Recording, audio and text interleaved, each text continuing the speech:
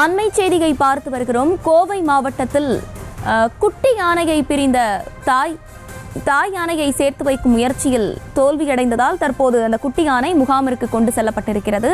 அண்மை செய்தியாக பார்த்து வருகிறோம். மேலும் விவரங்களோடு இணைகிறார் செய்தியாளர் ரவீந்திரன். ரவீந்திரன், வணக்கம். முழு விவரங்கள். வணக்கம்.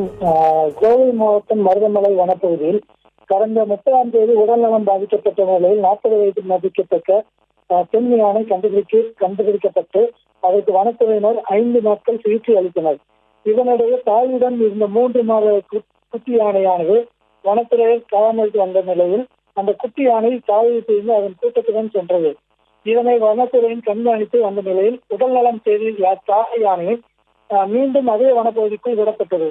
இந்த நிலையில் பாத்தீங்கன்னா கூட்டத்துடன் சுற்றி வந்த குட்டி யானையை கூட்டத்திலிருந்து பிரிந்து தனியார் தோட்டத்திற்குள் சுற்றி வந்தது. இதைத் தொடர்ந்து அங்கே சென்ற வனத்துறையினர் தாய் யானை இருக்கும் குற்றவாளையம் அப்புக்கல் வனப்பகுதிக்கு கொண்டு வந்தனர். குட்டி யானையை தாயுடன் சேர்க்க பலகட்ட முயற்சிகள் தோல்வியில் முடிந்தது.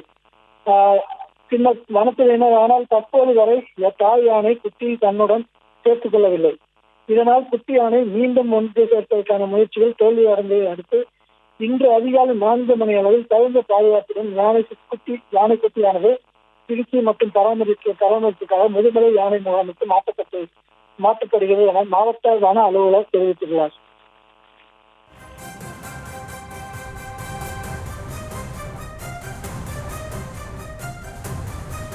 விவரங்களை வழங்கியமைக்கு நன்றி ரவீந்திரன்.